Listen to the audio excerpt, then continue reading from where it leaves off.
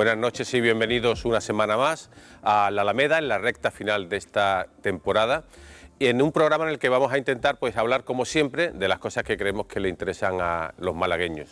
Y si algo le interesa a los malagueños es la situación de la economía, no solo de la economía en España, sino también de la economía en Andalucía y aquí en Málaga, en la economía doméstica de sus casas. Y para hablar de todo ello, pues hoy hemos reunido, yo creo que una buena mesa o espacio de debate, en la que contamos con el decano del Colegio de Economistas, Manuel Méndez. Buenas noches. Buenas noches, muchas gracias. Siempre se da una vueltecita por aquí, ¿no? Sí, por la Alameda. Me invitáis amablemente, muchas gracias. Una buena costumbre que no hay que perderla, sí. Y recibimos por primera vez también al jefe de los servicios, o director, mejor dicho, de los servicios de estudio del Colegio de Economistas, a Javier Font. Buenas noches. ¿Qué tal? Buenas noches. Esta es la primera vez, que no sea la última. Me estreno. Bueno, le pondremos nota, ¿no? Al final, ¿no? O le pondrán ustedes nota al final.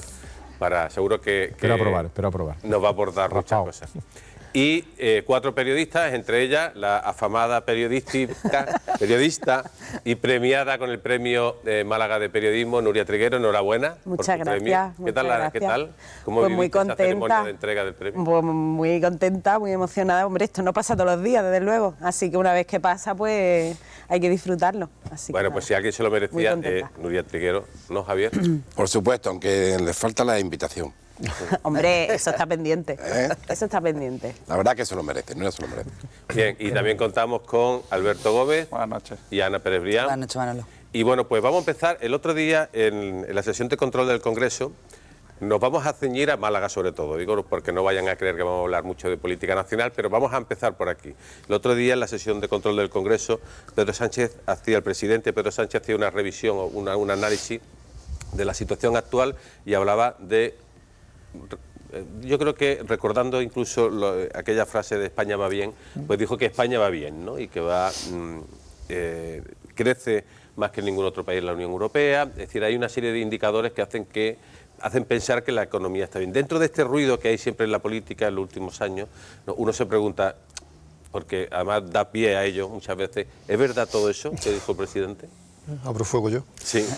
A ver, sí, indudablemente las cifras están ahí. Es decir, el crecimiento, el PIB, la tasa de desempleo todavía se resiste, pero la inflación está bastante controlada.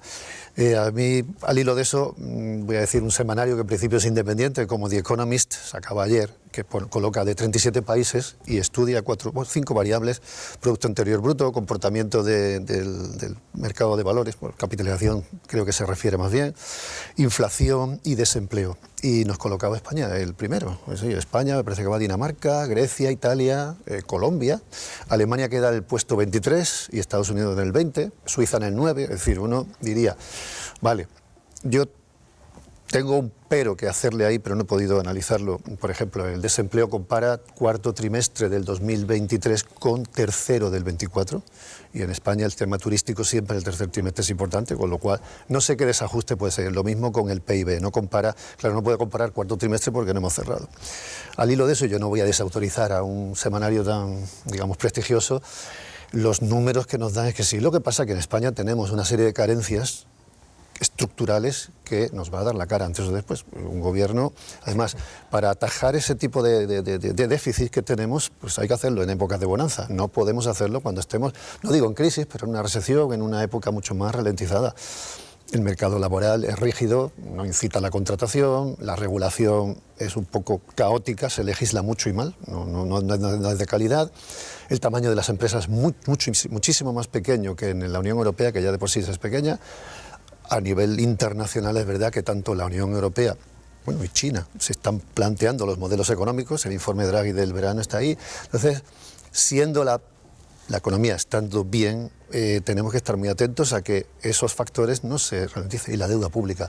Desde el colegio, en los últimos barómetros que hemos presentado, ya estamos diciendo, porque lo está diciendo también el Consejo General, la deuda pública de un 105 del PIB es un disparate. Eso no puede ser, son 1,6 billones de euros.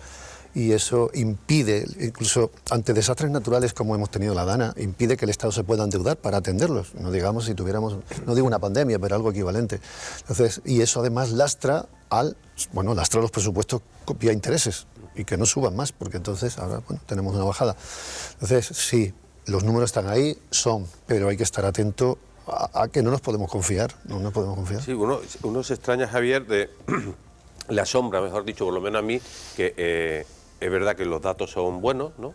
Es verdad que hay una verdad media, ¿no?, con la deuda, ¿no? Me gustaría que también entraras en ello, pero da la sensación que el ciudadano percibe que, bueno, que hay salarios bajos, subida de precios, subida de hipoteca, aunque ha bajado precisamente, los tipos han bajado hoy, pero ante esa situación la economía crece y la gente además gasta mucho, o gastamos mucho, ¿no? Sí, bueno, tenemos el mejor termómetro que podemos tener en la economía es, pues, no sé, cualquier sitio, cualquier bar, cualquier restaurante, cualquier sitio. Hace poco hablábamos con unos amigos, ¿os acordáis cuando en Málaga no había que reservar cuando ibas a cenar a un sitio, ¿no? Ahora es imposible, ¿no? Está todo absolutamente lleno, con lo cual eso es un termómetro económico de que la situación económica para el ciudadano no está mal. Pero claro, eso tiene nubarrones en el futuro, ¿no? Como apuntaba Manolo, pues la deuda, por ejemplo, ¿no? La deuda es una cosa que tenemos ahí, es un problema latente, la gente no lo percibe en su propio bolsillo, porque es cierto que el ciudadano medio que la deuda española sea el 1,6, o sea, que sea 1,6 billones de euros, dirá, bueno, eso no va conmigo porque eso ya pues será el Estado el que se encargue de pagar esa deuda y tal. El ciudadano no debe de olvidar que eso es una deuda que tenemos que repartirla entre todos los españoles. No es que vayamos a recibir el mes que viene una cuota de una hipoteca o de un préstamo que diga su parte alícuota de la deuda que tiene usted con respecto al Estado español. No lo vamos a recibir. Pero esa deuda hay que pagarla, hay que devolverla. ¿Cómo la vamos a pagar o cómo la vamos a devolver? La vamos a devolver en el futuro vía impuestos. Es la única manera, no hay otra. Ese problema, tenemos que tener en cuenta que 1,6 billones dividido entre 49 millones de habitantes que tenemos, quiere decir que cada ciudadano en España tenemos 33.000 euros aproximadamente de deuda. Si lo divides entre la población activa de 34 millones son 65.000. Quiere decir que una familia que tenga 2 hijos, por cada hijo son 33.000 euros. O sea, cada ciudadano. Y dirá, bueno, eso no lo voy a pagar yo. No, si lo va a pagar usted o las generaciones venideras lo van a pagar con los impuestos en el futuro. Como bien decía Manolo, ¿por qué se genera esa deuda? Esa deuda se ha generado en el pasado porque en épocas en las cuales ha hecho falta endeudarse, porque no había déficit, situaciones como el COVID o situaciones como una crisis económica 2008-2009, pues hacía falta tirar de recursos, de préstamos del exterior para poder financiar y para que el Estado pudiera seguir funcionando. Pero claro, cuando precisamente los tipos estaban altos, bueno, siguen estando, pero bueno, estaban mucho más altos, hubo récord de recaudación vía impuestos por parte del Estado y sin embargo eso no se reinvirtió, ¿no? O no se ha reinvertido en bajar la deuda, ¿no? Sí, hay una recaudación que es paralela a la inflación. La inflación, o sea, la recaudación es el componente, es una operación aritmética de una base imponible y de un tipo impositivo que genera una cuota tributaria, que es el ingreso que percibe el Estado. Si la base imponible sube porque el precio de las cosas suben, pues obviamente la recaudación va a subir. No es porque suba el tipo impositivo. Los Estados dicen, no, nosotros no subimos los impuestos. Bueno, pero hágame usted una corrección en el tipo impositivo para que la base imponible, claro, que a mí me ha subido, o sea, que ha subido por el efecto de la inflación, pues haga compensar esa recaudación, porque al final estamos recaudando mucho más dinero, pero no por un efecto de una creación de riqueza, sino por un efecto vía IPC de subida de precios.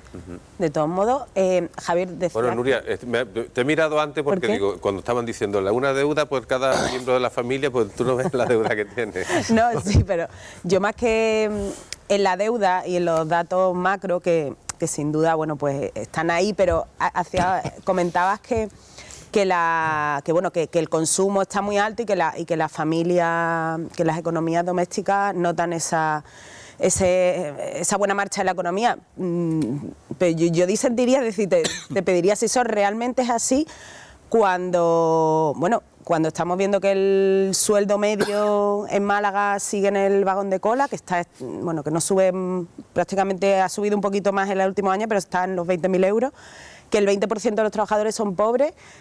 Y bueno, y si entramos ya en el tema del acceso a la vivienda, pues, y de la inflación que nos hemos comido en los últimos 2 años, ¿no? No creo que la percepción de las familias sea realmente que la economía va bien, ¿no? Yo estoy completamente de acuerdo. Yo no creo que la percepción de la familia sea que la economía va bien. Eso es lo extraño. Claro, que los datos macro van muy bien, pero sí. Las familias no lo están pasando. Has apuntado el problema de la vivienda. El problema de la vivienda, si hay algún gasto, alguna inversión principal que cualquier familia comete en su vida, hablo de gente joven, porque bueno, la gente ya que con cierta edad, pues obviamente ya está endeudada desde hace tiempo o ya ha terminado de pagar su hipoteca si ha tenido suerte. La gente joven, sobre todo, tiene sueldo bajo y no puede acceder a un mercado hipotecario, o sea, a una vivienda, porque no puede acceder a tener una deuda hipotecaria que no puede pagar con el sueldo que tiene, a un precio además desorbitado. Con lo cual, esa percepción es una percepción, bueno, yo creo que cuando vamos a cualquier sitio de Málaga a cenar o a tomar tal, vemos todo lleno, porque el efecto turismo pues hace mucho, ¿no? O sea, está todo lleno porque tenemos muchísimo turismo, no solamente en el centro, sino en toda la costa, en todo el litoral. Eso al final hace que suban los precios absolutamente de todo, ¿no? Pero yo no creo que la percepción del ciudadano sea decir, oye, la economía va muy bien, y tengo dinero para gastar y tengo dinero para vivir bien y para irme de vacaciones. Yo creo que no. Eso va por... ¿Qué se le podría decir a cualquier ciudadano? Digo, oye, pues con tan buenos datos que hay, ¿por qué los salarios no terminan de... Los salarios lo no has apuntado terminan de antes, crecer, ¿no? sí. Por el volumen sí, de las en empresas. los últimos 10 años los salarios, a precio, es decir, índice de vida, vamos a decir, no la subida que ha podido haber vía inflación. Capacidad adquisitiva, pues está a la cola de Europa, pero cola colísima, es decir, no han subido los salarios en España en los últimos 10 años, vamos, nada en relación con lo que ha habido subidas en otros países. Es que cuando hablamos de macro, el problema que tenemos siempre es las medias, hacemos medias donde hay un rango de población, de puede tener una serie de ingresos y que genera, y que evidentemente, y hay otro donde no se ve. La clase media también está casi desapareciendo. En un momento dado la clase media está sufriendo porque además eso hay que mirarlo en las estadísticas que se hacen con las declaraciones de renta, se mira los rangos de renta que hay y quién contribuye más. Y claro, cuando en España nos dicen que alguien que gana 60.000 euros es rico, yo digo mal vamos porque no puedo decir que eso sea un salario de rico. O sea, tenemos que estar porque entonces el que gana $500.000, ¿qué será? Entonces, y también se está planteando, pues no sé, el impuesto de grandes fortunas, más de 3 millones. Hombre, 3 millones no es una gran fortuna. Pues yo no lo creo, sí. Sobre todo el patrimonio, ¿no? Porque, sí, el patrimonio.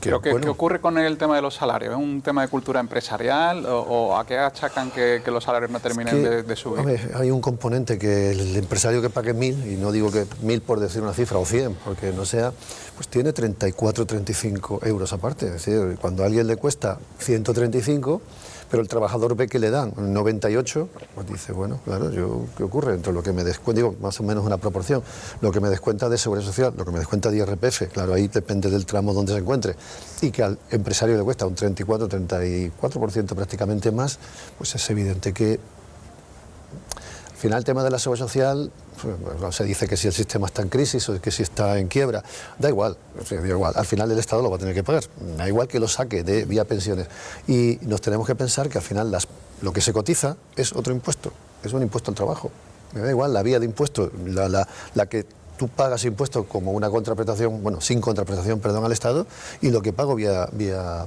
cotizaciones sociales, porque al final esos dos será lo que tenga que pagar, los gastos del Estado, entre los que entran las pensiones. En la Confederación de Empresarios recuerdo que una de las medidas es que quería que a la gente que en sus nóminas... Que la nómina recibieran todo, el 100%. Apareciera lo que realmente cobra con lo que se le queda después se queda al Estado, ¿no? Lo que Pero cuesta. no le aparece, ¿no?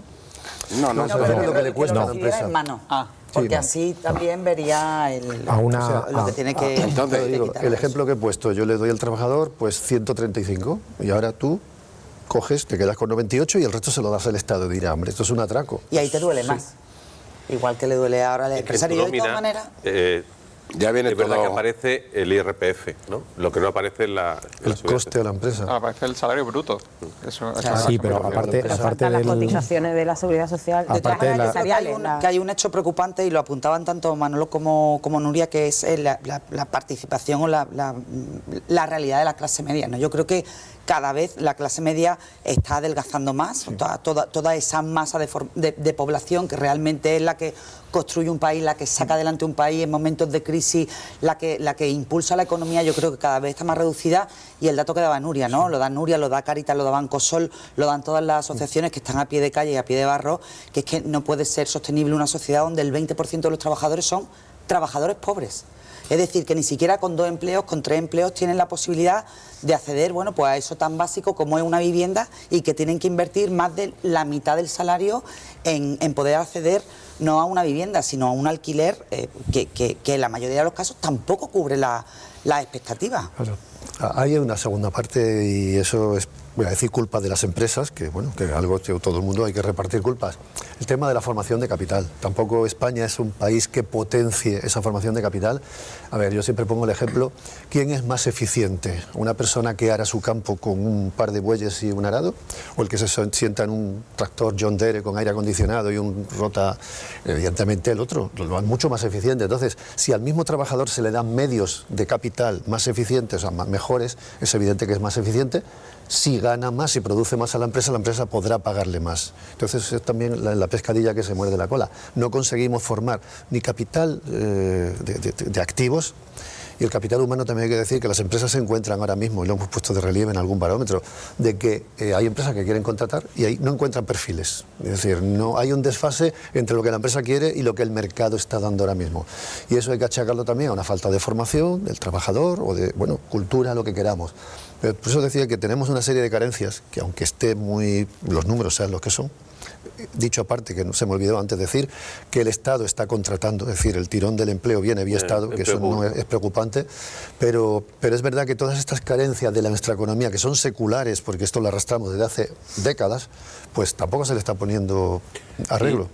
Ahora me gustaría saber los datos ya bajando a nivel provincial, a Málaga, pero antes, ¿cómo se explica esa paradoja de que el sector servicio, construcción, ¿no?, falta tecnología, falta mano de obra y no se encuentra?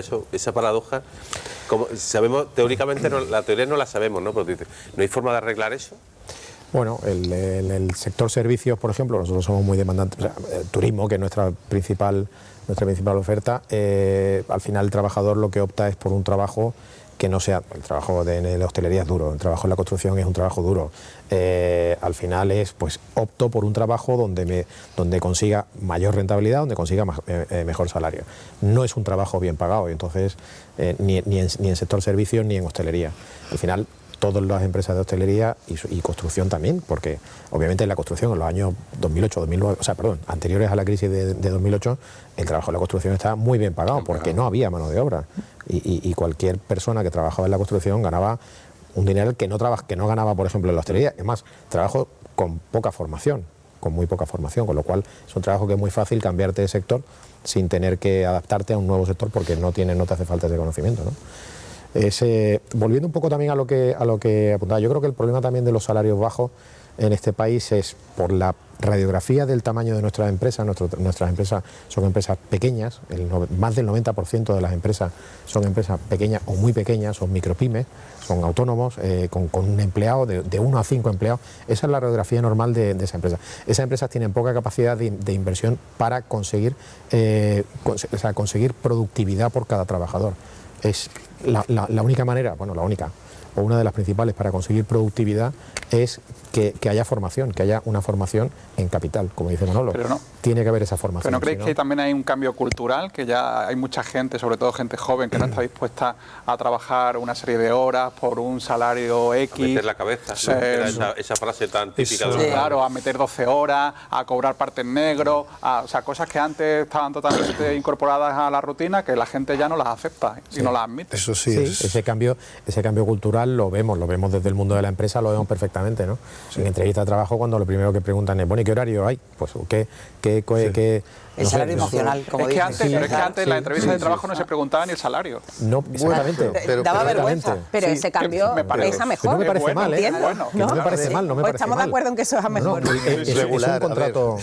para mí. Bueno, pero un trabajador tiene que saber las horas que va a descansar, las horas que va a trabajar, el salario que va a cobrar, eso es básico. Antes había como una especie de sacrificio ciego que ya no se... Es verdad que ese sacrificio, igual nuestra generación estaba un poco equivocada, hemos querido trabajar, la cultura del esfuerzo, pero creo que se ha dado un poco un bandazo. Ahora hay gente que dice, mira, pues yo, no sé, con 1.500 o con 1.200 sí me arreglo, pero no quiero responsabilidades, no quiero que me pidan fuera de... Es decir, quiero lo mínimo indispensable. Bueno, También es verdad que por cultura, ahora mismo la familia que tiene hijos, pues es hombre, los dos a la tutoría, los dos al médico, los dos a todo se hace conjuntamente. Parece que hoy día criar a tu hijo se ha convertido en que es lo más importante, que yo no digo que no lo sea, pero antes nos repartíamos, antes iba uno, iba otro, si ibas bandeando. Y sobre todo el tema del esfuerzo y el compromiso. Es verdad que si incorporas gente nueva a cualquier organización, cualquier empresa, el grado de compromiso del nuevo, estoy hablando del rango de los 20 y tantos hasta los 30 y poco, es mucho menor. Pero es que el compromiso tiene que ser alimentado también por la empresa. Si al final tienes salarios bajos, no llegas a final de mes, ni siquiera tienes una casa que poder alquilar o meterte en una hipoteca, no tienes esa capacidad, claro, el compromiso... Sí, pero claro, si no es... pero casi el huevo y la gallina. Entre todos la mataron. Esa planta, si no se riega... El huevo y la gallina. O sea, si yo tengo a alguien que no veo comprometido y que no me da expectativas, pues tampoco voy a pensarme en retribuirlo más allá de lo que sea necesario. En cambio, si tengo a alguien que se desvive por la empresa y veo un compromiso, pues diré, oye, pues mira, voy a retribuir. Hombre, pero es que ya el concepto de vivirse por una empresa, no lo sé, bueno, no duda. A lo mejor estábamos equivocados. Las reglas del juego están cambiando y van a cambiar más todavía, porque vamos a un escenario de descenso de natalidad, de envejecimiento, de adelgazamiento de la población activa, en la cual los trabajadores, no te estoy diciendo ahora, pero dentro de unos años van a tener muchísimo más la sartén por el mango, en el sentido de que va a haber menos... Bueno, pero... tiene que venir, vaya, ¿no? Es que tendrá que venir, pero... El mundo occidental tenemos un problema. Por un lado, se ponen trabas a que venga inmigración y por otro lado necesitamos inmigración. Porque el mundo occidental, el índice de natalidad es el que es. No debemos de olvidar que el sistema de la seguridad social en el fondo es... Tampoco feo decirlo, pero es un sistema piramidal. Lo es. Y la pirámide de la población está ahora convirtiéndose en el contrario. Entonces, claro, cuando antes una pensión máxima, vamos a hacer un cálculo muy sencillo, una pensión máxima hoy en España que están en torno a los 3.000 euros, si el sueldo mínimo está en 1.100, 1.200, que cotiza por seguridad social un 35% de esos 1.000, son 300 y pico. Necesito 10 trabajadores cotizando para pagar una pensión máxima hoy en España. Es que, hay una brecha, porque no hay un fondo ahorrado, con lo cual la pensión de hoy se paga con los cotizantes de hoy. Me he ido al caso más no sería claro más equivoco, Nuria, de la mayor pensión. Mercadona, da igual decirlo, se ve como un ejemplo, ¿no? Un buen ejemplo de buenos salarios, buenas prestaciones sociales dentro de la... Y en cambio el salario no deja de ser pequeño, ¿no? Pero bueno, es que venimos de... Estamos donde estamos. Es que el mileurismo no hace tanto que hablábamos de que el mileurismo era una aspiración para... No, antes ser mileurista era, qué poco. En los tiempos de bonanza, decía, este es mileurista. Pero es que ahora ser mileurista es... No, pero lo que ha pasado es que ahora con 1.000 euros es que no llega, bueno, prácticamente es que el salario mínimo un poquito más encima, pero es que el coste de la vida es muy superior, ¿no? Entonces... Lo que quería decir es que con esto de que las pensiones ya son... Es decir, va a llegar un momento que la pensión media va a superar el salario medio. Ya de hecho. Ya prácticamente. Entonces, tenemos a unos pensionistas que hace años la tasa de pobreza de los pensionistas era de las más altas, ahora es al revés, ¿no? La tasa de pobreza más alta está en la juventud. Los problemas de acceso de vivienda están en la juventud. La carga de los impuestos va a la juventud. Es decir, estamos ante una sociedad que se está quebrando, es decir, no es que se esté quebrando la clase media, es que se está quebrando generacionalmente. Es decir, se están concentrando las peores condiciones y la pobreza en la juventud y a partir de cierta edad, cuando la gente además tiene una vivienda en propiedad, tiene una antigüedad en una empresa con mayor sueldo, estamos hablando de una gente con unas condiciones totalmente diferentes. Yo es que veo que hay se está creciendo una brecha y sobre todo muy preocupante. Lo que decías tú antes, ¿no? El tema de que ya la gente no está dispuesta a dar determinadas cosas, y es que yo creo que ya somos todos conscientes. Antes, bueno, pues tú tenías la esperanza de decir, bueno, pues siempre los hijos en general van a vivir mejor que los padres. Yo creo que ya de hace un par de generaciones somos la primera o la segunda en la que somos conscientes de que vivimos peor. Particularmente, yo creo que nosotros vivimos peor que nuestros padres, y ya no os digo nuestros hijos, con respecto a nosotros. Totalmente. Entonces, asumir eso, es lo que decía Nuria, produce una quiebra en tus expectativas de vida y en tus expectativas de futuro que es la desesperanza más absoluta, ¿no? Antes yo creo que es lo peor que puede ocurrir. No era un segmento de gran consumo, y ahora sí lo está haciendo. No, ¿no? tiene Yo creo mucha que más hay un capacidad. cambio, ¿no? Pero- Bueno, tiene deuda tampoco. Capacidad de consumo, capacidad de movilizar a los políticos, porque como cada vez hay más gente mayor, los partidos políticos, digamos, que van a buscar su voto y las medidas que implementan, pues van a estar cada vez más sesgadas Claro. hacia De repente favorecer a los subvencionan el pensionistas. cine A nadie a los se le mayores de ocurre ya, 65 a nadie años. se le ocurre meter la cuchara en el tema de las pensiones, por ejemplo. No, eso a está nadie, ya a prohibido. nadie. Pero yo creo que también la carga impositiva es importante, porque también la capacidad que si tú tienes más, si te llega al bolsillo más dinero, tendrás más capacidad también de compra y de vivir. Entonces, en España en los últimos años ha habido 35 o 36 subidas de impuestos. Es que se nos olvida eso. Después tenemos, claro, es que con la deuda que hay, pues lo que estaba hablando Sí, sí. ellos, hay que pagarlo. A nosotros Entonces, el empleo público, eso al final, nadie quiere meterle mano a eso, pero habrá que hacer un plan de adelgazamiento de las administraciones. Porque si no es que al final todo va a recaer en los mismos, En los mismos. que son los asalariados y los autónomos, porque hay que pagar a todos esos miles de funcionarios que cada vez más la deuda bestial que habéis comentado, eso al final sale de los impuestos. ¿Tiene un apunte, no, Javier? Sí, bueno, nosotros los economistas o sea, nos gusta decir que hay que adelgazar el Estado, efectivamente, para eso, porque esa recaudación voraz es infinita. O sea, es infinita. Tenemos 30 segundos, ¿eh? Antes Hay que bajar los impuestos. Iba a decir, Dios te oiga, no, Pedro Sánchez te oiga. Pedro Sánchez te oiga. Hay que dejarle más liquidez al mercado Claro, exactamente. para que genere riqueza, para que a su vez genere más bases imponibles, para que a su vez se genere más recaudación tributaria. Y suba los salarios, por favor. Sí.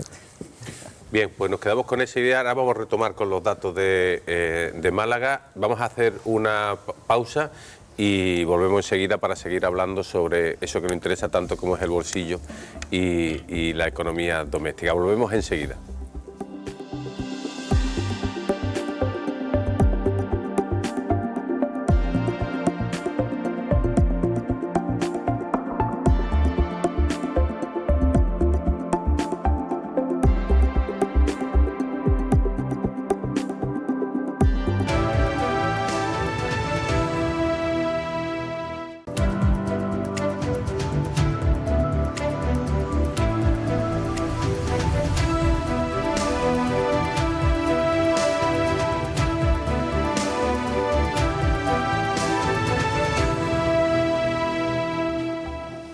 Pues seguimos paseando por la Alameda, en esta ocasión, esta noche, hablando de dinero y de economía familiar.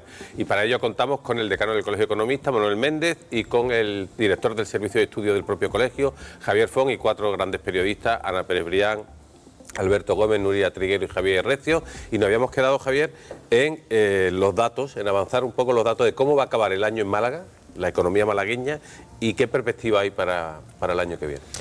Pues la previsión para acabar este año es un crecimiento en Málaga en torno al 3,6, 3,7%, que no es un punto, pero casi un punto por encima de la media andaluza y española. La media andaluza y española están prácticamente igual, con lo cual Málaga pues demuestra que sigue siendo, hay que sacar un poquito de pecho los malagueños, y parece que seguimos siendo la provincia pues que tira un poco de la economía andaluza.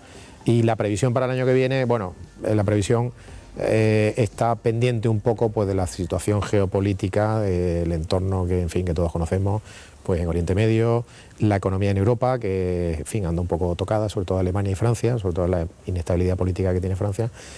Y claro, eso tiene su redundancia en España, pues somos receptores de turismo de esos países de origen, con lo cual nuestra economía, nuestro principal sector, que es el turismo, pues puede verse relativamente resentido en ese sentido, ¿no? Todo dependerá un poco de cómo evolucione un poco pues esa situación internacional. Claro, para nuestra generación, eso de que Alemania y Francia vayan mal, que Málaga vaya como un tiro, ¿no? Eso es como, nos estalla la cabeza, ¿no? Un poco, porque es como el mundo al revés, ¿no? Bueno, vamos a la calle y escuchamos casi de todo en español. Entonces, claro, esa gente que viene de fuera pues son ciudadanos alemanes, británicos, franceses y claro, depende mucho de cómo vaya esa economía. El otro Javier Recio, digo, es un dato que viene, ¿no? A ti que te gusta lo del que el dato mata el relato, sí. Eres el abanderado de esa, que Málaga no va tan mal, ¿no? Como Málaga la verdad que tenemos motivos para, bueno, ellos saben más que yo, ¿no? Para estar orgullosos. Un crecimiento del 3,6% está bastante bien. Eso muy pocas provincias en España pueden conseguir eso. Y eso también nos tienen que despejar la mente y darle a las cosas el valor que tienen, ¿no? O sea, el turismo. El turismo sigue... En España, la primera industria que hay en España es la turística. No se nos olvide ese pequeño detalle. Entonces, tenemos que mimarlo, ¿no? Al final, el turismo es una fuente de ingreso importantísimo para la provincia, donde hay miles de personas que trabajan del turismo. O sea, que no es una cosa que se pueda jugar con el turismo, con la creciente turismofobia que hay, Hombre, que para mí es especialmente preocupante. Como en cualquier otra industria, lo que hay que hacer es, a lo mejor, innovar en el modelo turístico, mejorarlo, más tecnología. Buscar la excelencia, ¿no? Esa Buscar la palabra que excelencia, tanto ¿no? gusta ahora.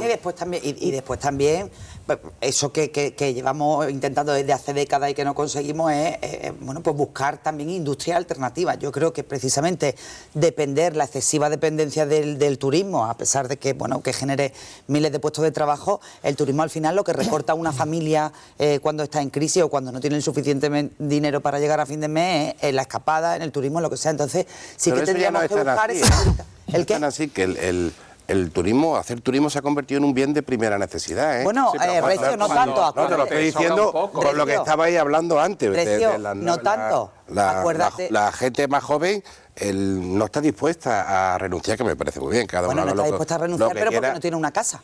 Al final pero tienes que elegir. al final, pero que lo que te vengo a decir es que el turismo no es ya como una cosa de rico.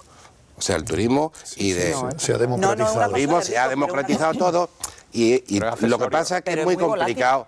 Es muy complicado porque también vivimos en un mundo globalizado. Claro. Entonces aquí dicen, vamos a conseguir la excelencia. Pues, al final somos lo que somos. Esto no es Monte Carlo, esto no es Niza.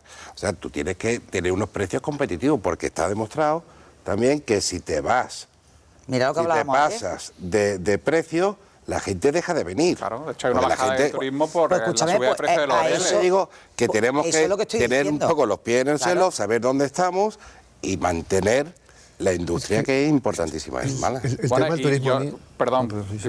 por favor. No, por favor. No, y yo ahondaría en lo que ha dicho Ana y buscar también industrias alternativas. Aquí se ha hecho con una apuesta por la cultura hace 15 o 20 La años, cultura, por una lo apuesta por la tecnológico, lo que sea, tecnología pero- La cultura más tiene un fin reciente. turístico al final, Sí, Alberto. sí, pues digo, por Bueno. una apuesta por la tecnología que es más reciente. En fin, yo Sí, creo pero que que las también cosas no se hacen un día para otro. Que está muy bien la Málaga pero hay que tecnológica. empezar algún día. Sí, pero que al final no tú puedes tener 10 nichos que van a ser un cañón. En la Málaga tecnológica, que está muy bien, también hay muchos chavales trabajando mileuristas en la Málaga Ya no. tecnológica. Ya no. Sí, hay, ¿eh? Que ha cambiado ya un Bastante poco. todavía. Hace A ver, unos Nuria, cuantos años sí era así.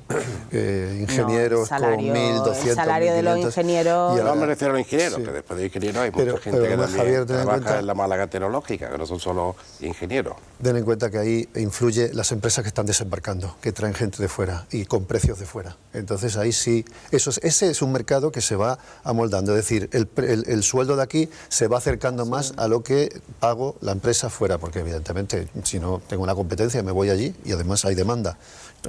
Yo decía que el turismo, a mí es que me ha sorprendido, porque desde la pandemia parece que ha habido un antes y un después. Y las cifras que tenemos, donde, voy a decir, se ha democratizado, todo el mundo viaja. Tuvimos, bueno, pues el tema del petróleo que repuntaba, pero aquí no pasó absolutamente nada. Había amenazas en el Yemen, en el Golfo Pérsico, se subía el tema del petróleo. Luego vino la guerra bueno, la de Ucrania y luego la en Israel. Todo eso amenazaba. Hace 5, 8, 10 años, un conflicto armado como en Oriente Medio hubiera hecho que las ventas de billetes de avión hubieran caído. Y aquí no pasó nada. Hemos demostrado una especie de, bueno, lo que dice la resiliencia, pero donde pase lo que pase y aunque haya conflictos por doquier, la gente sigue viajando. No para, la gente no para. Entonces, eso, bueno, nosotros nos beneficiamos de eso, evidentísimamente, no podemos decir. Ojo que tenemos encima en Málaga concretamente, porque es nuestro motor, y digo España. Yo creo que eso hay que decirlo, lo del tema de los datos personales, esos 42 datos, Sí. Eso nos puede hacer daño, porque nosotros tenemos competencia muy directa, Portugal, Italia, más lejos Turquía, Marruecos tampoco está tan lejos, y esos países no se plantean hacer eso. Y España es el país donde si te pican de la declaración de la renta en una ventanilla tú la entregas, pero fuera eso está mal visto. No digo que eso sea lo que te piden en un hotel, pero te piden unos datos suficientemente sensibles para que haya viajeros que digan, yo a lo mejor no me planteo ir a España porque no quiero dar eso.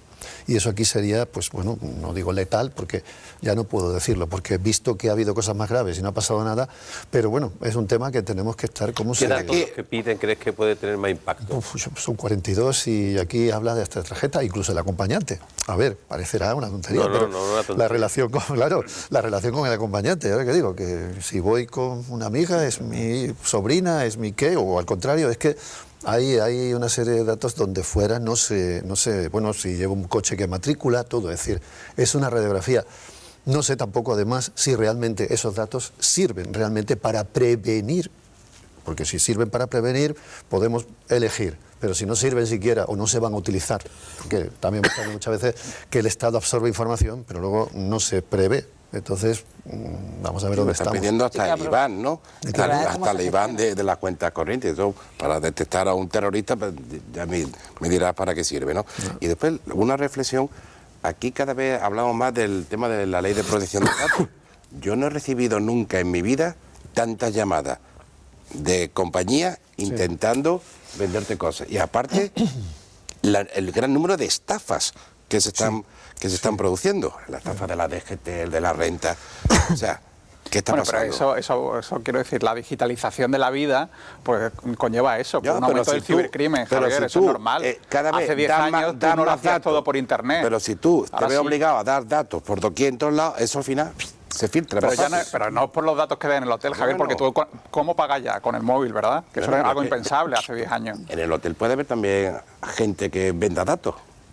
Es que, Oye, es que hay gente mala en el mundo. Lleva razón, Javier, que en el momento que los datos circulan, Claro. es fácil Bueno, ya de pierde el interceptar. control, claro, ya pierde el es control fácil, sobre te el lo dato, pueden igual interceptar. ¿Con qué empresa? Bueno, Telefónica ha sido objeto de 2 ataques. Claro, pero- Hasta la Hacienda Pública parece, porque eso está poco ahí, que no se quiere decir, pero también la Hacienda Pública ha sido objeto de un ataque. Entonces, todo lo que sea un registro electrónico del dato está radiografiado ahí y puede ser objeto de que tú saques el perfil. ¿Cuántas veces tenemos que buscamos hoteles en un país y durante los 5 días siguientes, cada vez que haces una búsqueda, te están diciendo... Pero es que ya no Claro, hace eso, el falta ni algoritmo, siquiera sin buscar. buscarlo. Ya lo Eso es el algoritmo, comenta, por ya lo eso. comentas. ya lo comenta y enseguida "Bueno, necesito un colchón".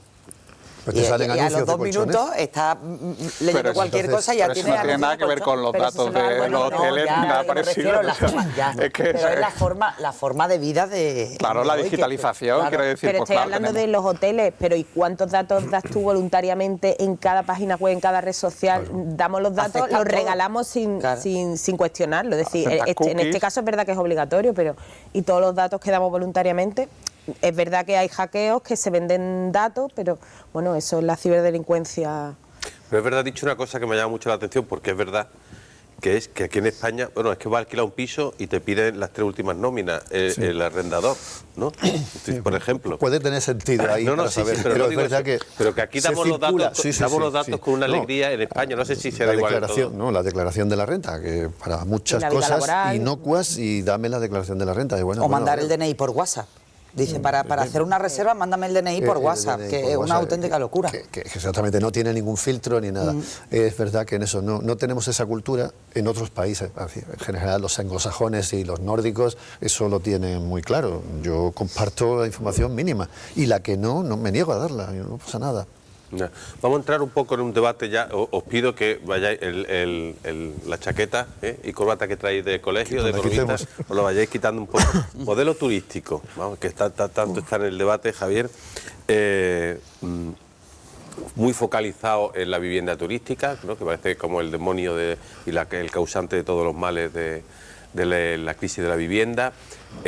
Cuando se pide mayor calidad o mayor lujo en el turismo, no se sabe, o sea, no se está diciendo que al mismo tiempo se produce una subida de precios, los hoteles subiendo precios cada vez que quieren y luego la crítica va hacia la vivienda turística. Es decir, ¿qué opináis? Ya la pregunta es para todos, ¿no? Sobre el modelo turístico de Málaga, ¿no? Bueno, el tema de la vivienda turística yo creo que se está apuntando mal. Se está intentando buscar una solución a un problema y estamos errando el tiro, pero vamos, desde mi punto de vista. El problema de la vivienda es el que es. El origen del problema de la vivienda es el que es. Tenemos que hacer un poco de historia. ¿Por qué tenemos este déficit tan acuciante de falta de vivienda, que es lo que hace que el precio se dispare exorbitadamente? Básicamente porque no hay. ¿Por qué no hay? Pues porque había un parque de viviendas en el año 2007-2008 que era muy exagerado, porque se construían viviendas solamente con un fin, o básicamente con un fin especulativo. Estalla la crisis financiera, la crisis bancaria, y ¿qué es lo que hacen? Las entidades financieras cortan el grifo de la financiación de ladrillo. No quiero ver un ladrillo, ni quiero financiar un ladrillo en los próximos N años. No dijeron cuántos, pero 20, va para largo, Se ha agotado ese parque de viviendas que había, esa bolsa de viviendas que había, porque se paró de construir totalmente, porque se paró de financiar, y ese es el problema principal de la vivienda. No hay vivienda. Podemos quitar viviendas turísticas, podemos quitar, porque no quitamos hoteles, porque no cogemos los hoteles y los reconvertimos en viviendas, como ya se hizo en los años 70. Que hay muchos, por ejemplo, en Torremolinos, pues hay muchos edificios que son edificios de estudios que eran hoteles previamente o apartoteles, que se convirtieron luego en viviendas porque no había, vino la crisis y se reconvirtieron. Vamos a hacerlo también con los hoteles, y claro, nos echaríamos la mano a la cabeza. Nos estamos no cargando, de idea, Javier, que más de uno diría, venga, vamos a quitar. nos estamos cargando pues esta gallina, no digo de los huevos de oro, pero bueno, esta gallinita que tiene, que de vez en cuando pone un huevo. Entonces, no podemos cambiar, o sea, estamos errando el tiro. Para arreglar el problema de la vivienda hay que atacar el problema del principio. El problema del principio es construir vivienda. ¿Cómo se construye vivienda? Todos lo sabemos. Necesitamos un suelo y necesitamos poner ladrillo encima del suelo. ¿Qué necesitamos para que haya suelo? Planes generales de ordenación urbana que no se hagan cada 25 años. Ese es el problema. Es que es muy lento ordenar el suelo. Nunca he entendido por qué un plan general tarda tantos años en hacerse, ¿no? Pues... O un plan parcial. De hecho, cuando se publica ya es antiguo. Ya es antiguo. O sea, el ciclo de producción de una vivienda es muy lento, es muy lento. Un coche, tú lo pides en el concesionario, entra en fabricación y en un mes, ahora no porque hemos tenido un poco de retraso con las microcomponentes y todas esas cosas, pero en un mes está el coche fabricado. Una vivienda no.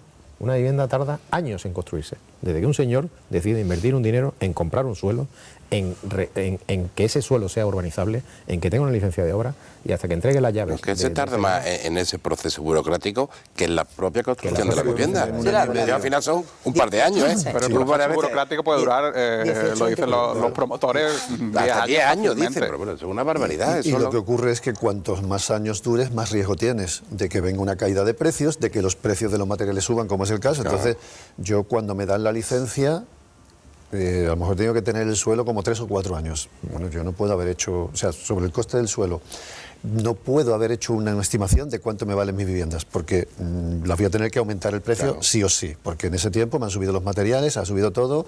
Bueno, y es verdad que las administraciones públicas parece que sacan el suelo como de los diamantes, poquito a poco para que no caiga. Entonces, hace falta un poquito más. Y luego también ahí tenemos otro tema.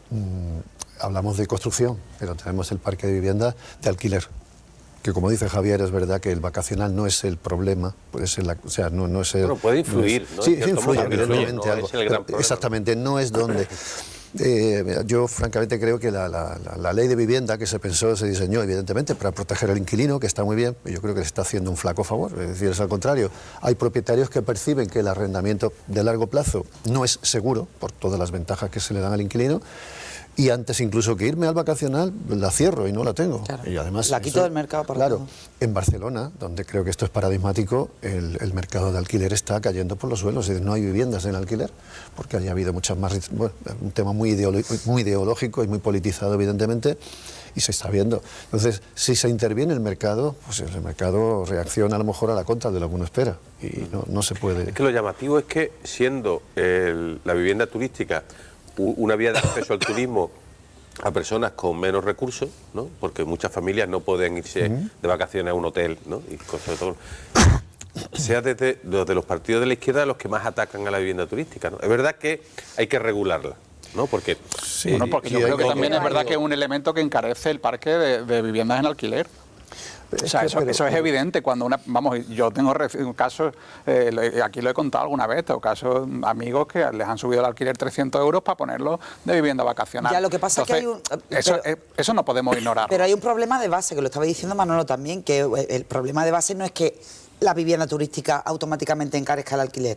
El problema de base es una legislación que hace que al propietario de una vivienda le compense convertirla en vivienda turística antes que sacarla al alquiler. Y el problema de base es la legislación. Y es que muy probablemente, si restringo el alquiler turístico, no por eso va a haber más viviendas. Es que no van a salir más viviendas al mercado. No, porque antes el dueño dice, no corro el riesgo y me la mantengo yo. Y claro, salvo que te digan pues que la tienes, o sea, digamos una especie de, voy a decir, expropiación. Usted la tiene que poner a disposición sí o sí. O tienes que pagar más IBI, que también son fórmulas que ya se están además, empezando a... no puede subir la renta el 3%, aunque la inflación llegó al 4 y pico. Es decir, una serie de trabas al propietario tradicional, bueno, incluso la imposición bueno, ahí el de largo plazo tiene unas ventajas fiscales que no tiene la del alquiler turístico, que uno diría, vale, pues si aquí tengo más ventajas fiscales porque realmente me ahorro, ¿por qué no voy aquí? Pues porque hay una percepción de inseguridad, no puede ser otra cosa, porque si no... Pero ¿y los casos en los que un propietario de vivienda tiene a un arrendatario ya de años y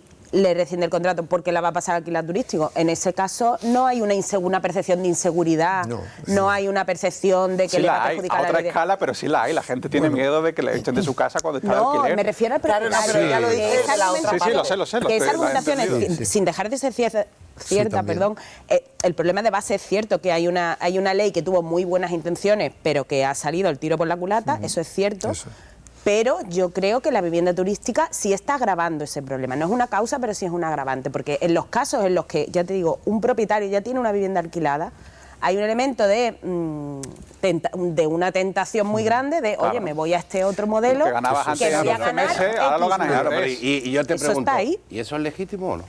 Sí. No es Eso legítimo, es legítimo. perdona, Sí. no es legítimo que el propietario con su Decida. propiedad decida lo que quiera hacer. Claro que es legítimo, O él tiene pero también o es está legítimo- sujeto a pero lo que también le es digan los legítimo representantes. que un O sea, ayuntamiento digo que es un principio regule- ideológico, un tema ideológico No, también no, de la no. libertad, de que cada uno haga dentro de la ley, por supuesto, lo que quiera con su Ya, propiedad. pero que igual de legítimo es que un ayuntamiento o que una administración decida regular los usos del suelo.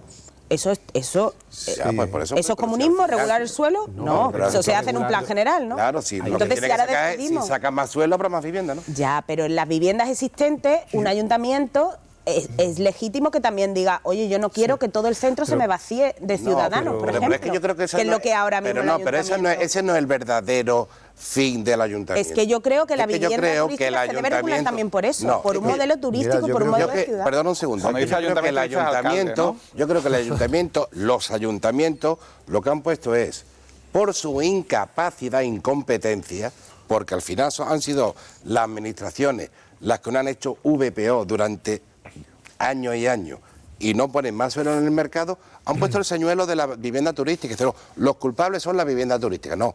¿Qué hubiera pasado en Málaga si en la última década se hubieran hecho 10.000 VPO?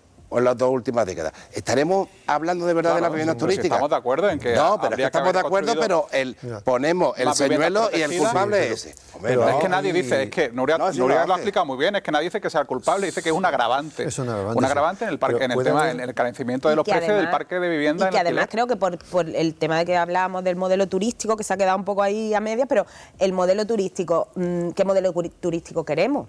¿Queremos un modelo turístico en el que la ciudad esté totalmente saturada, como la tenemos ahora? No, yo que no estoy de acuerdo contigo. Bueno, Pues debería Bueno, haberte creo- paseado por el perdona, centro yo- el pasado fin de semana. Era de verdad, era complicado en la andar. ciudad Estamos en de Navidad en todas las ciudades del Bueno, mundo. pero era por favor. complicado, era incómodo andar. Bueno, Mira, pues, yo puedo decir que el dato mata el relato. En No, Málaga no hay vienen nada de relato. 2 turistas No. por cada habitante de Málaga. Esa saturación, de verdad, esa Javier, saturación... ¿tú me estás diciendo que cuando el centro de Málaga no está saturado? No está saturado, Bueno, perdona, pues, pero no. vas poco al centro de Málaga. No, voy todas las semanas, voy bastante. Vosotros tenéis la sede del no colegio del diferente centro, a otros ¿no? sitios.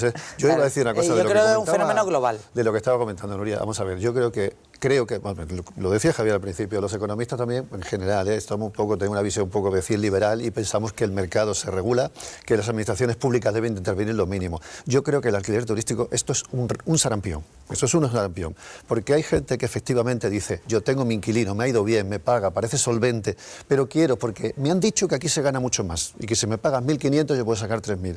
Y ojo, primero, la carga impositiva es muy diferente, no es así. Luego, si uno piensa que el inquilino de toda la vida te va a mantener el piso y por tanto los mobiliarios, si lo alquilas con muebles, pues impoluto porque vive allí.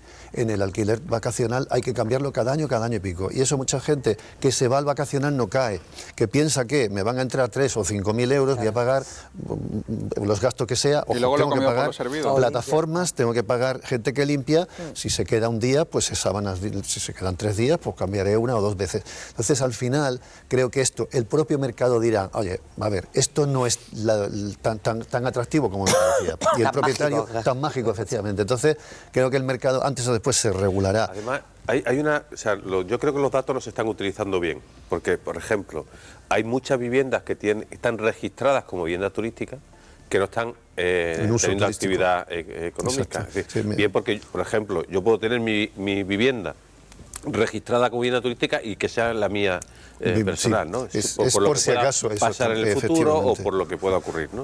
Entonces, igual que ocurre con la vivienda vacía, que se habla mucho de la vivienda vacía, pero no hay un No, se habla dato poco, de la concreto. vivienda vacía se habla muy poco, desde mi punto de vista. No, pero y hay en Málaga, por ejemplo, más viviendas vacías que viviendas turísticas. Y nadie habla de eso. ¿Por qué? Pues entonces la legislación... Entra un poco en la libertad de cada propietario y decir, oye, Sí, lo quiero pero poner porque- en vivienda turística, lo quiero poner en vivienda residencial O o lo quiero sencillamente Pero no lo quiero alquilar. extraña mucho que haya tanta vivienda vacía, como dicen. Pues yo creo que el origen de eso, de ese problema, es la inseguridad jurídica Claro. que a muchos propietarios de viviendas le genera el tener una renta limitada, el tener un tiempo mínimo de duración de un contrato, Con 5 porque años, yo, ¿eh? 5 años o 7. 7, sí, gran tenedor, eso es. Y 7 años, es que yo, si a lo mejor quiero disponer de mi vivienda porque la necesito, o bien sea para un hijo, o bien sea porque necesito el dinero y la quiero vender. La puedo vender con el inquilino dentro, claro, pero es Pero más el complicado, precio- la tengo más complicado. No, un bicho Entonces, se no compra tengo, las casas con ustedes soles. no tengo esa libertad sobre un bien que es mío, que he pagado o que estoy pagando una hipoteca. Si estoy pagando una hipoteca, tengo el problema del inquilino que no me paga, que ya lo tengo dentro, y con lo cual echar ese inquilino es muy complicado porque el proceso judicial es muy lento, con lo cual me genera inseguridad jurídica.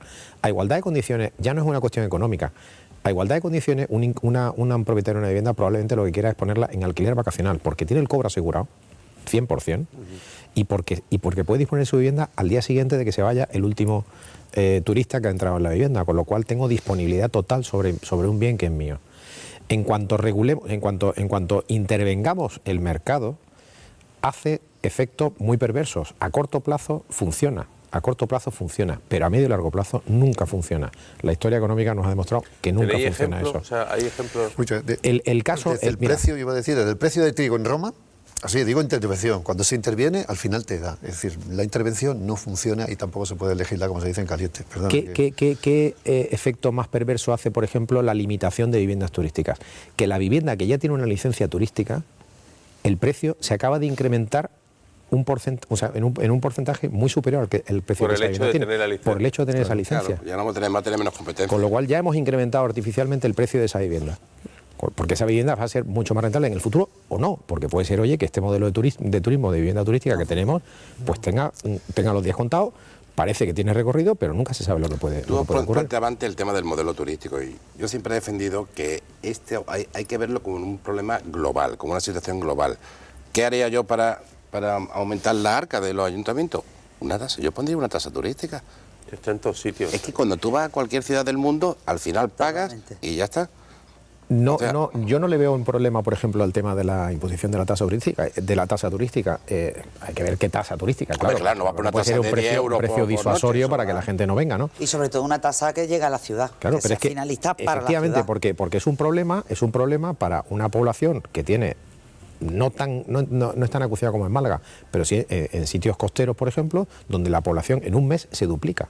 Esa población necesita servicios de reciclaje de basura, necesita servicios de agua, de Seguridad, abastecimiento de limpieza. agua, Médicos. de médicos, o sea, necesita unos gastos que durante el año no los tiene y por el hecho de que se duplique esa población, pues necesita. Eso hay que financiarlo.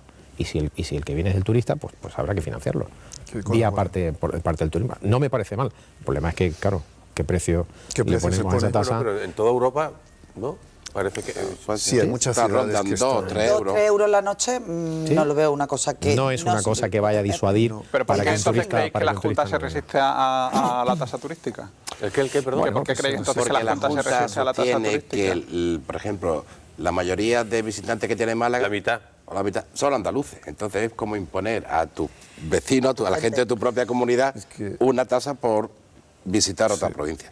Un motivo ideológico. Sí, que- pero que es verdad, porque es que tampoco lo que no podemos con eso es volver a las ciudades amuralladas, donde si yo quería meter 3 cabras en la ciudad me paga una tasa de entrada. Es decir, podemos ir a atrasarnos. Entonces yo lo de la tasa hay que tener cuidado porque podemos terminar imponiendo la tasa al que viene pues de Córdoba o de Cádiz o de Ciudad Real y eso es complicado. Bien, pues nos quedamos con esa idea. Vamos a hacer otra pausa para la publicidad y volvemos seguida para seguir hablando aquí en la Alameda.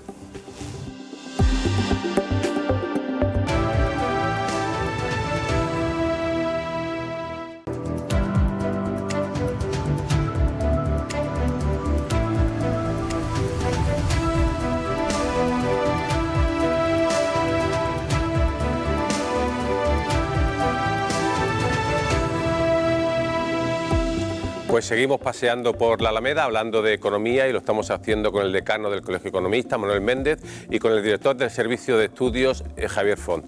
Y lo hacemos también con Nuria Trigueros, Javier Recio, Alberto Gómez y Ana Pérez Brián, 4 magníficos periodistas que saben de todo, también de economía. Y nos habíamos quedado con el modelo turístico, hablando sobre ello. Y para terminar este asunto, porque me gustaría hablar también de movilidad, de cómo afecta la falta de infraestructura a la economía, me gustaría saber qué creéis, si es que hay que cambiar algo, que hace falta mejorar en el modelo turístico de Málaga. Nuria, empezamos por ti. Venga, así. Yo creo que hay que pensar a largo plazo y que a veces menos es más. Es decir, que no seguir en una política de crecimiento ¿no? La y récord sobre récord.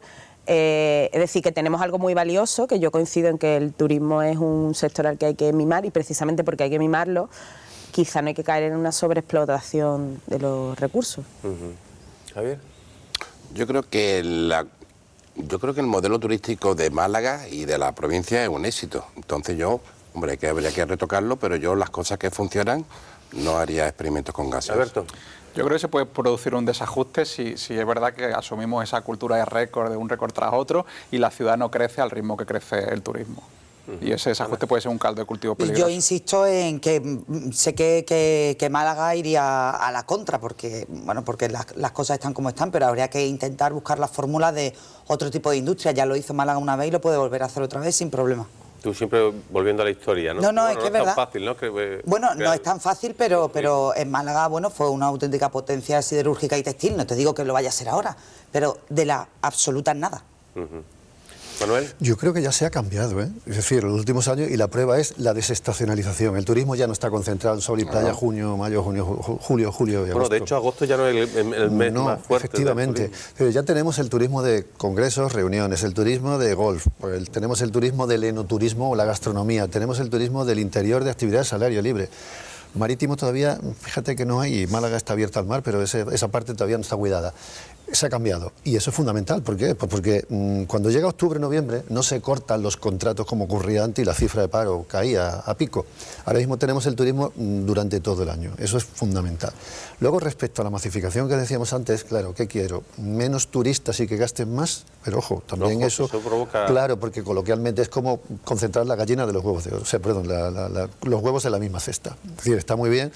O sea, es verdad que con lo que tenemos tampoco lo podemos dejar, dice Javier, que lo que funciona es verdad. Vamos a centrarnos a ver si podemos darle a un turismo de más capacidad adquisitiva que nos deje más. No podemos tampoco, porque es muy difícil de decir, solamente quiero turistas que traigan con niños o sin niños, de un rango de edad, que gasten tanto, que pernocten. Eso es muy difícil de cambiar. Y respecto a lo que ocurre en el centro, que tampoco es tan diferente a lo que ocurre en otras grandes ciudades, es verdad que lo que sí podemos ver es poner otros polos de atracción en la ciudad para que se descongestione y la gente visite otros puntos. Vía museo, la oferta museística creo que tampoco podemos subirla mucho más, porque entonces va a haber una competencia feroz.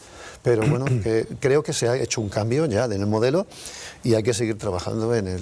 ¿Javier? Sí, este modelo de luego se puede perfilar, pero tenemos que tener en cuenta que es un modelo que hemos creado de la nada. Hace 25 o 30 años en el centro de Málaga, en Málaga capital, no se podía ir, no había turismo, es que no había, era inexistente, totalmente, no había oferta hotelera.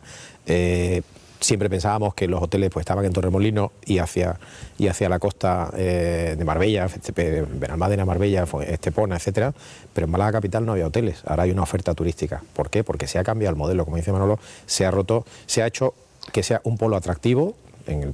El origen fue el tema de museo, pero sobre todo la desestacionalización. Eso permite que no solamente vayamos a la playa pues son 2 o 3 meses al año y permite que sea un modelo que se ha extendido a lo largo del año. Es un modelo que dura todo el año, o sea, los niveles medios de ocupación hotelera en Málaga capital son absolutamente estratosféricos en comparación con lo que era hace años, que era inexistente. ¿Que tenemos que perfilar ese modelo? Pues sí, sin duda alguna. ¿Qué tenemos que hacer? Pues tenemos que conseguir que cada ciudadano que viene de fuera, pues gaste más y por tanto será menos congestión de personas, pero con mayor valor por turista que viene a esta ciudad, ¿no? Había hecho estudio allí en el colegio sobre el impacto que tiene la movilidad, ¿no? Los problemas de movilidad, ¿no? Danos un poco una orientación. También al hilo de lo que estábamos comentando con el precio de la vivienda, ¿no? Queremos conseguir vivienda asequible. Hay zonas donde la vivienda está absolutamente colapsadas o de precios absolutamente desorbitados.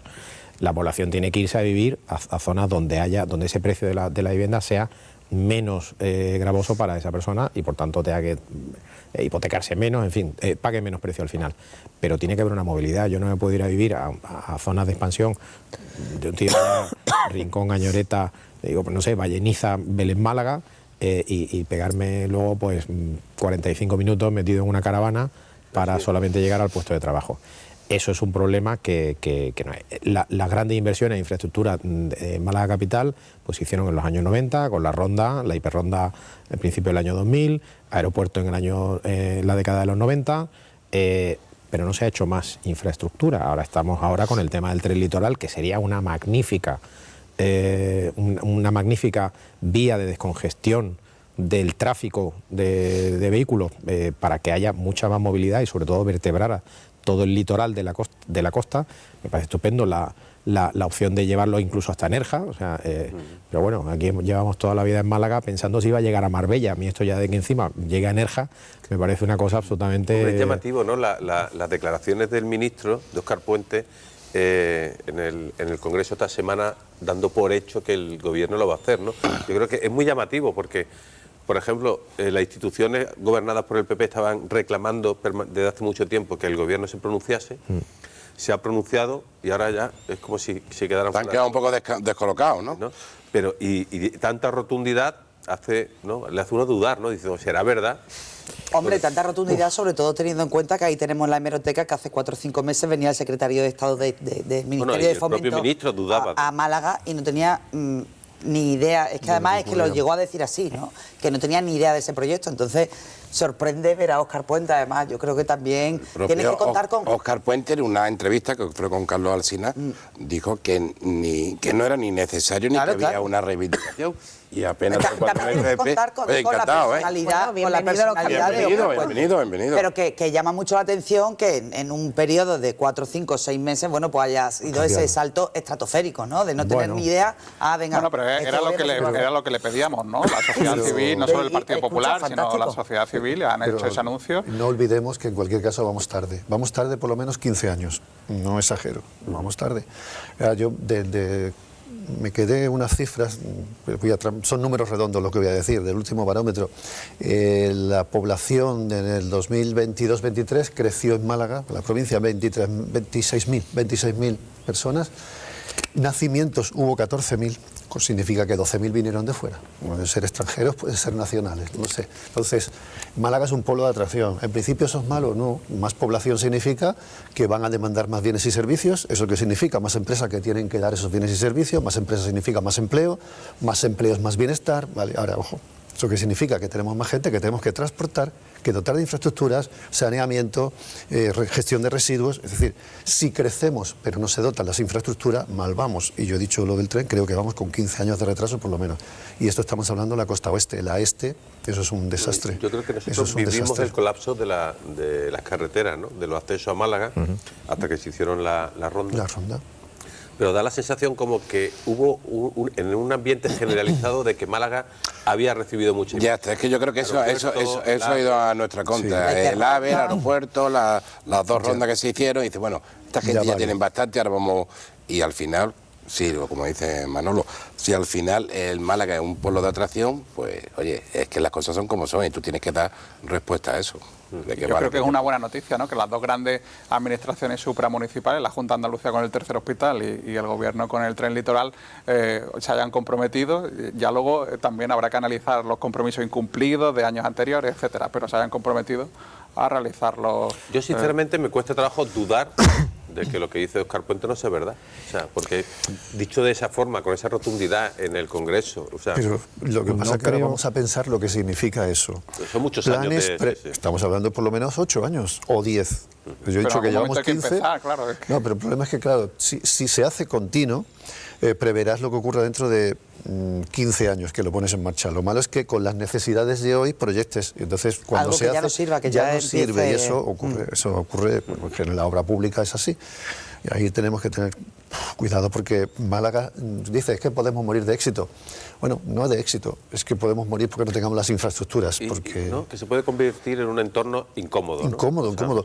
La zona metropolitana de Málaga, que está creciendo y que está ahí, y entre otras cosas por el tema de la vivienda, porque no se puede residir en el centro ni en el núcleo más tradicional de la ciudad. Hay que irse fuera. Si no tengo transporte, hay un caso muy curioso que es Alhora. Alhora tiene cercanías, cosa que no ocurre en otros. Los precios de la vivienda en Alhora están subiendo. ¿Por qué? Porque me conviene vivir en Alhora. El precio no estaba. Y vengo en tren a la ciudad, claro. Entonces, ahora, ¿qué ocurre? Que la gente se ha dado cuenta y los precios están aumentando. Aparte del Caminito del Rey, ¿no? Y esas cosas. Pero claro, necesitamos esa zona metropolitana. Y eso también hace falta mucha interrelación entre las administraciones públicas. Cada ayuntamiento no puede ser un castillo aislado y hace falta que los alcaldes de estas zonas se pongan a ver cómo y demanden conjuntamente, que supongo que lo están haciendo. No, sobre todo el mundo habla de Gran Málaga, del área metropolitana, pero realmente los grandes puntos negros de la movilidad están en Alhaurín, en Estación de Cártama y en Rincón de la Victoria. Son precisamente los tres núcleos, ¿no? De ciudades, no dormitorios, porque no son ciudades dormitorios, pero... No, pero las grandes puntos de acceso a Málaga. Eran vamos a decir, pueblos tradicional, pero que sí se ha convertido en una buena parte. Alhaurín es ya muy residencial, y hay gente casi que no de sale hecho, de allí. nosotros publicamos el otro día que el precio medio de la vivienda en el área metropolitana y en los grandes municipios de la provincia son más caros que en la propia capital, ¿eh? Sí. Que parece que es que ir a vivir a Torremolinos, a Rincón o a Alhaurín está tirado y no, para nada, es más caro que en Málaga. La costa especialmente. Y Málaga encima es que tiene una orografía muy peculiar, tenemos montaña y mar, entonces si me voy la zona metropolitana por los dos extremos, estoy pegando con la costa que tiene el componente turístico y tradicional que hay. Más caro, claro. Entonces más caro, entonces me voy al interior, pero el interior no tengo infraestructuras, no tengo acceso. Venir desde Río Gordo. La Villanueva del Rosario. Es una sí, broma, pues pero bueno, yo iba a decir Río Gordo, he dicho Río Gordo. El Rosario ha experimentado un subido también por la creación de esa industria vinculada al arte, ¿no? Al arte, a los talleres, a la creación, a los nuevos lenguajes que le han dado la vuelta radicalmente al pueblo. No, pero a mí es muy curioso lo que dice Manolo de el hecho de que haya cercanía a, yo creo que no sé si es Pizarra o Alhora, y que es una zona que con ese detalle tendría mucho potencial para que mucha gente...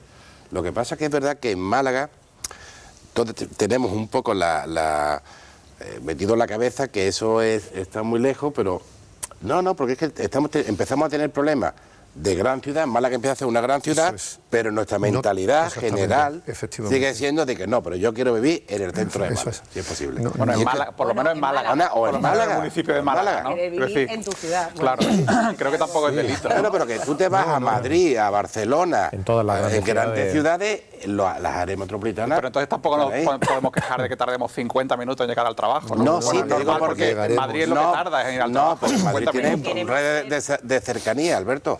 Ya. ¿Pero queremos ser ese tipo de ciudad? Esa es la pregunta.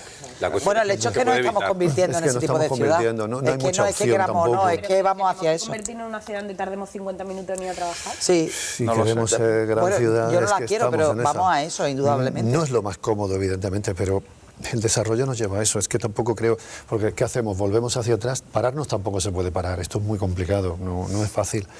Y cualquier gran ciudad que hayamos visto la evolución, pues en Madrid, Barcelona, Valencia, Bilbao, pues eso es lo que ha habido. No voy a decir Londres, París o sitios de eso donde ya llevan 50 años casi tardando una hora en... ¿Pero qué necesitan? Volvemos a la orografía.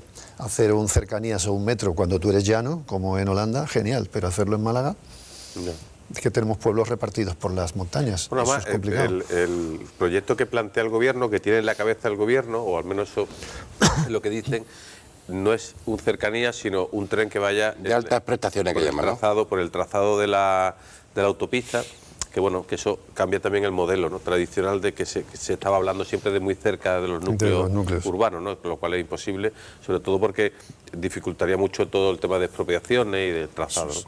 Pero bueno, Nuria, vamos a entrar a hablar del sector tecnológico, de la industria tecnológica. Haznos una situación de cómo está ahora mismo la Málaga tecnológica, ¿no? En cuanto a empresas, en cuanto a salarios, en cuanto a la creación de empleo.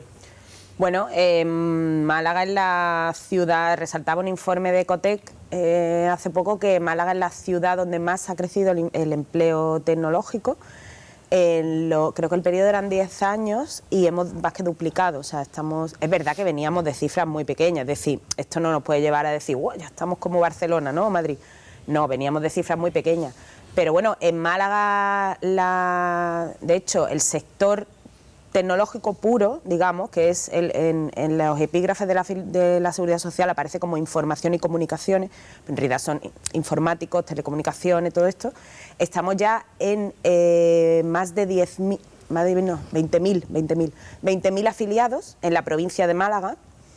Es uno de los que más está creciendo, y si le sumamos otras actividades que también tienen un alto componente de cualificación, como actividades, otro epígrafe que se llame actividades profesionales, científicas y técnicas, son otros 40.000 más. Es decir, ahora mismo tenemos en Málaga 60.000 cotizantes, trabajadores, de este tipo de actividades altamente cualificadas, y esos son solo los directamente relacionados con el sector tecnológico, que luego podemos hablar de todos los servicios auxiliares y empresas, digamos, de corte más tradicional, que también se están beneficiando de esa llegada de empresas multinacionales, de empresas grandes, que bueno, pues que tienen unas necesidades que antes no había en la ciudad, ¿no? Hablaba, por ejemplo, para un reportaje que publicamos el fin de semana pasado, pues con una empresa de mobiliario de oficina. Sí. Que una pequeñita empresa de mobiliario de oficina familiar que de repente está vendiendo muebles a Google, pero y a Google y a un montón de empresas de Málaga que de repente se han dado cuenta de que también tienen que renovarse, tienen que, digamos, subirse al carro, ¿no?, de estas nuevas tendencias empresariales. O sea que yo diría que el sector tecnológico está beneficiando a Málaga, no solo directamente, sino que está irradiando de una manera en la que las empresas también están aprendiendo de esas maneras de hacer, se están modernizando, y bueno, si hablamos de sueldos, pues... Y los colegios, donde el claro, reportaje... Era muy curioso el reportaje. El reportaje ha hablado de los colegios internacionales. Todo ese tipo de cosas, ¿no? Al final un sector funciona cuando es capilar. Claro, y como estamos hablando de un sector que tiene alta productividad, con lo cual no tiene problema, lo que estábamos hablando antes, un bar llevado por un autónomo que tiene un empleado, difícilmente va a conseguir ser más productivo para subir esos sueldos. Una empresa grande, multinacional, de servicios tecnológicos, pues tiene una capacidad bueno, pues de no solo de pagar buenos sueldos, sino de pues, pagar 1.000 euros por una silla, por ejemplo, que me contaban los de esta empresa, ¿no? Sí. Es decir, que hay un efecto directo y también indirecto. Bueno, y si hablamos de empleo, pues tenemos ahí los más también en el PTA, ¿no? Ya son más de... O sea que tenemos que seguir avanzando, ¿no? Como ciudad. Desde luego, ¿no? En el sector tecnológico yo creo que no hay que ponerle ahora que la inteligencia artificial se va a apoderar de casi todos los sectores,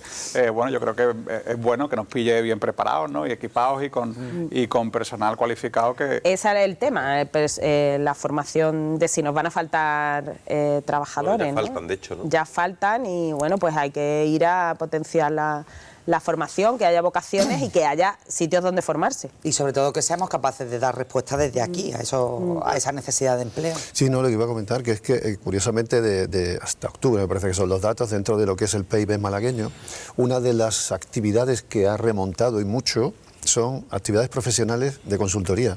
Y que puede ser cualquier cosa, pero podemos pensar que están creciendo al hilo de todas estas empresas que demandan esos servicios. El tema inmobiliario también, servicios inmobiliarios ha subido, evidentemente pues por todo el componente de desarrollo y de compra-venta que hay, pues porque hay muchas personas que se trasladan a Málaga. Pero es verdad que cualquier empresa, hombre, tenemos el tecnológico, vamos a cuidarlo, precisamente porque son las más productivas. No hace falta que sea una multinacional. Una empresa pequeñita tecnológica es más productiva que el bar, con todos los respetos, evidentemente. Entonces, tenemos que ir por ahí porque puede ser, bueno, primero alternativa al turismo, eso es evidente. Algún día el modelo, no digo que cambie o decaiga, pero que tenemos que ser cuidadosos y prepararnos para el plan B, y porque es la manera de conseguir, pues efectivamente, mejores sueldos y mejor bienestar, por tanto. Una provincia en la que el sector de la construcción y el agroalimentario también son muy pujantes, pero da la impresión como que el sector agro, no sé si por efecto de la sequía también, y está como, ¿no?, pasando una racha mala, ¿no? Las cifras del sector agro, de hecho, en el segundo trimestre de este año han disminuido, han bajado por efecto de la sequía. Obviamente menos producción agrícola, pues menos cifras de producción agroalimentaria.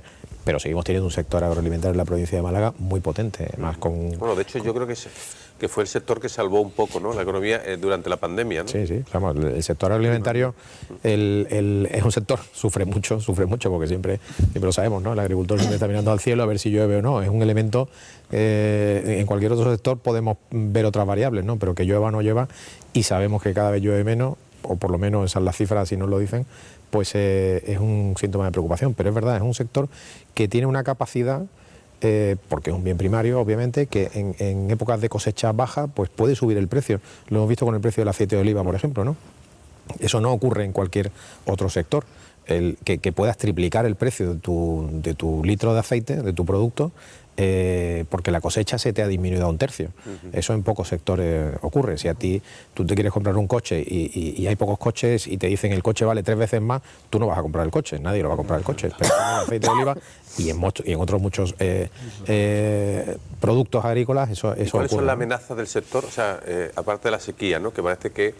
Está el tema arancelario también con Estados Unidos, que el Trump ha dicho que quiere volver a imponer que quiere que todos los productos que se consuman en Estados Unidos sean fabricados allí. Sí, pero yo creo que por eso la Unión Europea ha digamos, reaccionado y ha formalizado el acuerdo con América del Sur, ¿no?, con Mercosur, que se llama. Que eso, para unas cosas está muy bien, por ejemplo, para el aceite es fenomenal. Sí, pero para los subtropicales está mal, por ejemplo. Pero después, claro, dice que sí, pero es que esto tiene una contraprestación. Te vienen productos de América del Sur que salen más baratos. Más baratos, ¿por qué? Porque aquí hay unas exigencias medioambientales que no existen en América del Sur o en propio Marruecos. O sea, ese es el problema. Para unas cosas nos va a beneficiar, pero para otras los agricultores están temblando. Y los ganaderos. Final, pero a mí me llama la atención que, por ejemplo, la Costa del Sol, industria turística, no tiene grandes empresas turísticas, ni hoteleras, es decir, como puede ocurrir en Baleares o en Canarias.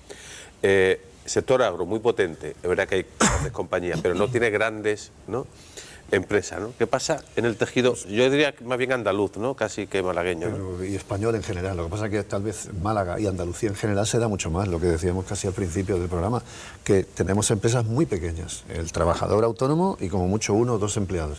Eso evidentemente da un tema... Pero eso es por el perfil también del empresariado, o sea, de que... Es algo atávico y que no somos gregarios y no construimos, no nos asociamos, porque fácil sería que, bueno, que hubiera un poco de unión de empresas. Parece que cada uno quiere mantener su parcela, aunque viva justito, pero no pienso en decirme uno. Y además una cosa, profesionalmente lo mismo, cada uno tenemos nuestros despachos y es muy raro que digamos vamos a unirnos. Ocurre, pero a otros niveles. Es un tema de cultura. Europa, evidentemente España está en ese sentido a la cola, es decir, las empresas más pequeñas, pero Europa tampoco es en general un país de empresas grandísimas. Bueno, en el norte, Escandinavia, Estados Unidos sí, evidentemente, y bueno, y en el sudeste asiático, ahí donde está, hay gigantes, gigantes, sí, Japón y sudeste asiático, ahí ya estamos hablando de otras cosas, conglomerados donde tocas de todo. Bueno, sin llegar a eso, es verdad que en Málaga, en general en España, podíamos crecer un poco en esa sinergia, porque al fin y al cabo, cuanto más crezca una empresa, más sinergia genera, es decir, más aprovecha los recursos y con los mismos recursos puedo dotar más necesidades y pues me permite pagar más. ¿Cuál es el estado de salud del empresariado? Porque nosotros, y Nuria siempre hace los típicos rankings, ¿no?, de empresas, de facturación, etc. Siempre están las mismas. No, aquí no, pero desde hace 20 años, ¿no? Sí. Puede haber entrado y salir alguna, ¿vale? Pero casi siempre están los mismos, ¿no? No se ve ahí como una movilidad, ¿no? Tampoco. No hay, bueno, cambian generacionalmente, se cambian las empresas, pero es verdad que no bueno, en fin, a ver, si atraemos sucursales. Es decir, lo que está viniendo en el tema tecnológico son sucursales. Pero es verdad que también es decir, al hilo de ellas se generan empresas malagueñas que sí son, digamos, nacidas y creadas aquí. Lo que pasa es que, bueno, son pequeñitas hasta que... Pero Málaga tampoco es una provincia de grandes empresas, nunca... Pero yo creo que en el ranking habría que ver, porque yo creo que Freepik se puede haber colado ya, no sé si entre las 10 o seguro que entre las 20. Airzón, por ejemplo, había superado ya la barrera de los 100 millones. Es decir, hay tecnologías que sí están, sí han entrado ahí en los 20 o 10 primeros puestos, ¿no? Es verdad que sigue, pues en los 5 primeros está Mayoral, de COP. Las cárnicas, ¿no? Las grandes cárnicas, es decir, los grandes referentes, ¿no? De siempre. Pero también hay empresas que han ido escalando, ¿no? El problema es eso, el problema es la radiografía de la empresa, el tamaño de la empresa media, no solamente en Andalucía, que es mucho más acuciado, sino en el resto de España también.